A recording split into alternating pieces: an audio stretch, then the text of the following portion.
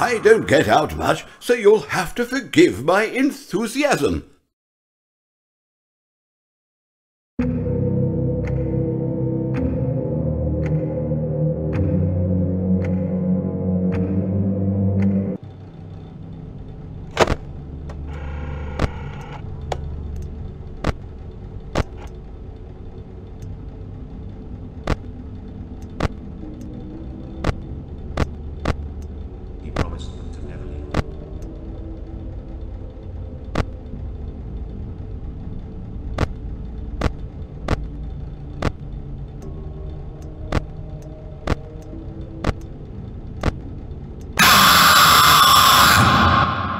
My friend, you have met a terrible, terrible demise.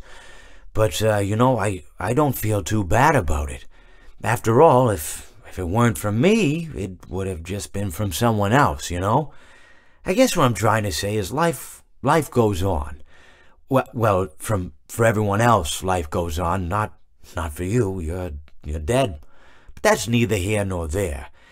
It reminds me of one summer day in the park. I was having just a delightful picnic with my good friend Orville.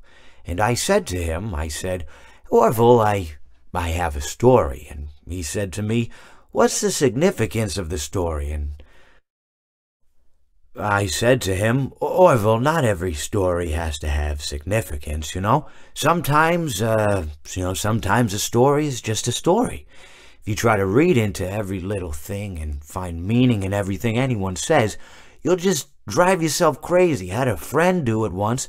Wasn't pretty. We talked about it for years. And not only that, but you'll likely end up believing something you shouldn't believe and thinking something you shouldn't think, or assuming something you shouldn't assume, you know?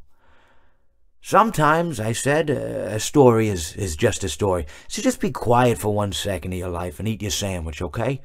Of course, it was only then I realized I'd made sandwiches, and poor Orville was having such difficulty eating it. Elephants have those clumsy hands, you know? Actually, I suppose that's the problem. They don't have hands at all, do they? They're all feet. I couldn't imagine someone asking me to eat a sandwich with my feet. Now, if I recall correctly, there was a bakery nearby. I said to him, Orville, let me go get you some rye bread. Now, I'm unsure if elephants enjoy rye bread, but I assure you that Orville does. Now, this was on a Tuesday, which was good because rye bread was always fresh on Tuesday. They made sourdough bread on Monday and threw it out Wednesday, or rather, they sold it at a discount for people wanting to feed the ducks, and then probably at the end of the day, finally, they threw it all out. I don't recall. I do remember a man who would bring his son to the bakery every Wednesday and then go feed the ducks. He would buy all of the sourdough bread. Of course, you know, you're not supposed to feed the ducks sourdough bread at all. It swells up in their stomach and then they all die.